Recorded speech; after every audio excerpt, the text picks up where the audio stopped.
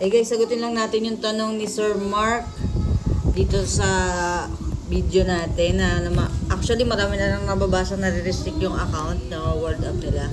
Guys, unang-una sa lahat, pag sinabi sa inyo na 24 hours, wag na wag nyong gagalawin yung apps nyo or wag na wag nyong gagalawin niya ang World Up sa cellphone nyo. Yung iba kasi guys, kung hindi nag-hotspot dun sa Verify o VR office, kung hindi siya nag-hotspot, gumawa siya ng account mismo na hanggat hindi pa siya nabe-verify, nilagyan niya ng name, pinilapan niya lahat. Wag na wag niyong gagawin yun guys. Eto lang guys hindi kami taga World Up. So, this is based lang sa experience namin din napapansin namin dito sa mga World Up natin na na-restrict. Marami ako nababasa dito guys. So ito, sasagutin na natin kung bakit nare-restrict yung account natin.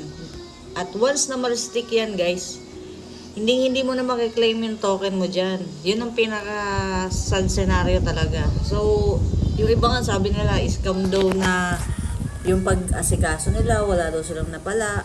Pumila sila tapos pag uwi nila ng bahay or kaya pag 24 hours or pag uwi nila ng bahay kadalasan, nare-restrict na. Kasi guys, kalkal sila ng kalkal. Ang titigas ang ulo nyo. So, yun nga guys, magkaroon kayo ng idea para dito. Once kasi may scan na yung, may scan na kayo or yung ma-verify na rin yung account nyo or kayo mismo, hindi na kayo makakaulit guys, ha? Kaya, wag nyong sayangin yung opportunity na nakapunta kayo dun sa office na pa-verify kayo. Huwag na kayong kalikot ng kalikot dyan. O sige, nasagot ko na to ha. Kung may mga tanong pa kayo, tatry natin sagutin yan guys ha. Disclaimer lang guys, hindi tayo taga World Up guys, okay?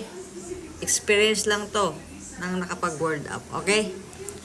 Para sa mga katanungan guys, comment lang dito sa baba and then sa more tutorial kung paano mag-withdraw or cash out gamit ang G-Crypto. Andito rin sa may video natin yan guys. Iwan ko na lang din dito, okay? Sa mga maraming tanong pa dyan, sa mga restricted, oy nako, wala na tayong magagawa dyan. Yan lang masabi ko. Yun lang muna, peace out.